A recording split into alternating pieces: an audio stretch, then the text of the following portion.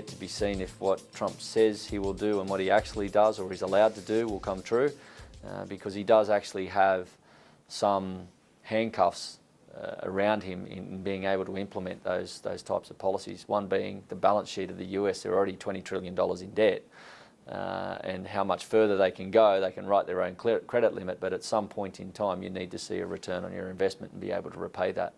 And in thinking about that, it might be too late to reverse those types or to implement those policies. The world's been on a globalisation path for 30 or 40 years, and to come out overnight, particularly for the US, and say, well, we're not going down that path anymore, you just can't disconnect yourself out of a global web of economics and currencies and commodities. It doesn't work like that these days.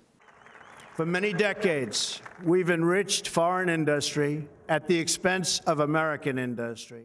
And if you're operating on a domestic-first policy and cutting yourself off from the rest of the world, how are you going to outstrip, you know, a demand or a customer base in the billions? You're talking Southeast Asia, where there'll be 3 billion people in the next 10 or 15 years in the middle class alone.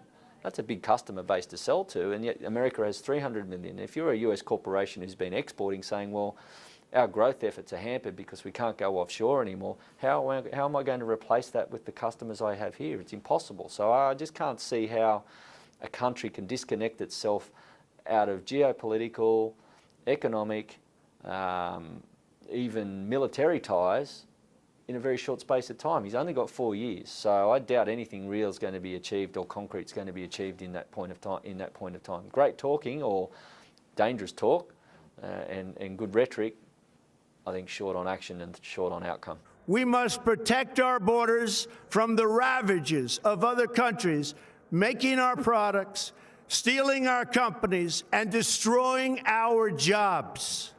It was going to happen anyway. The way the world was working technologically, people are going to, it's like the Industrial Revolution in the 1800s. It's a technology revolution. So you're going back to trying to find people jobs in manufacturing in the Rust Belt is only delaying the inevitable. And if you're putting policies in place that are starting to impact the people who are looking to the future, it's a very dangerous thing, because he has to remember those top 100 companies, however many are technology or telecommunications based. Microsoft, for example, is run by a fellow who was born in Hyderabad. Steve Jobs, son of an immigrant.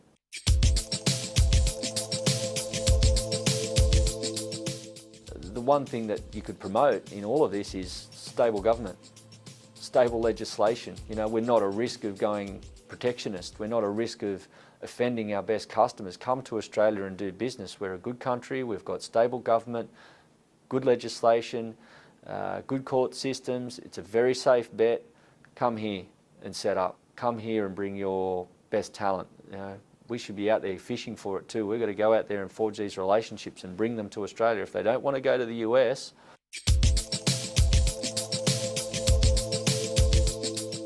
as an observer, I go, yeah, I think his days might be numbered. If our short-term thinking is not seeing the results that he's promised on, you'd have to think he's next on the line, which is unfortunate because it takes a long time to deliver on these sorts of things. But for some reason, people don't have long-term thinking, medium to long-term thinking. 18 months is a long time in politics, and it's a long time in life these days, because we're all, you know, desensitized to immediate results due to technology. And a lot of what we're talking about is 20, 30, 40-year programs here. We have to stay the course.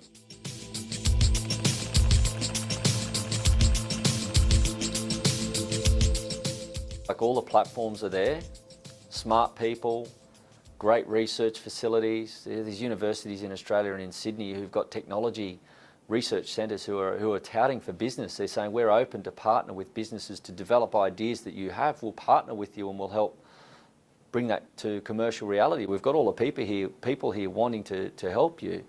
But that step from thought to action, it seems to be some sort of disconnect. We've got most of the building blocks in place. It's that final element. Maybe it's only a question of time. Maybe we're not seeing the output of those results yet. But when you put your ear to the ground, you're starting to hear about businesses that are formulating, that are bubbling away, that aren't that far from making an impact on the world. You know, on the world. You know, we'll compete on a world stage, and they all start here in Australia. There might be, Sydney, Brisbane, Melbourne, Gold Coast. It doesn't matter. That's one thing we do have. It gives me confidence to know we've got the smart people and the research facilities. Our problem will be we've got to keep them here.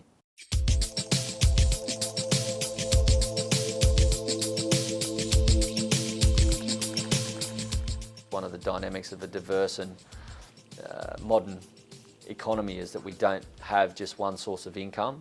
It appears that way, and it has been that way for a long, long time, and I think people can realise it's a finite resource or it's cyclical, and we need to find additional sources of revenue and growth as a country to give people opportunities, because one day the mines will shut, there's nothing left.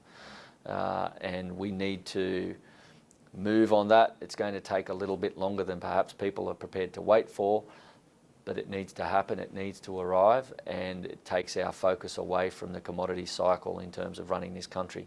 We might get a record surplus in December, but in the March quarter you could get a record deficit, and it's hard to be able to budget a business or a country on such volatile terms of trade or income.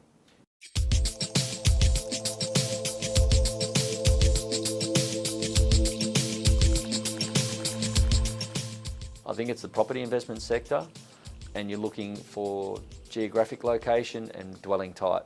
So high-rise, high-density dwellings owned by the investor market is the area that's most at risk. They're going up at a rate we've never seen before. But with so much so soon, there's fears the demand will never meet the supply, meaning many new units won't sell, or worse. You're probably already seeing the banks adjust their credit policies anyway. I know the banks run credit policies on location. They go, we don't lend there anymore, or there's an oversupply, so we're cutting our credit back to 60% lending ratio. You've got to kick in a 40% deposit. So it's sort of a self-regulating environment anyway. And where it's going to come time is for these new projects is when they're settling. It'd be interesting to see whether people have the ability to actually settle their contract. And if not, that supply hits the market. They've got to go and sell that on. And the developers are trying to make a product. You'll find prices will cut because they've got to actually sell their inventory to pay the bank back, or the bank will become a very big landlord. They'll actually take possession of these properties. So I do see that as a big risk in the economy.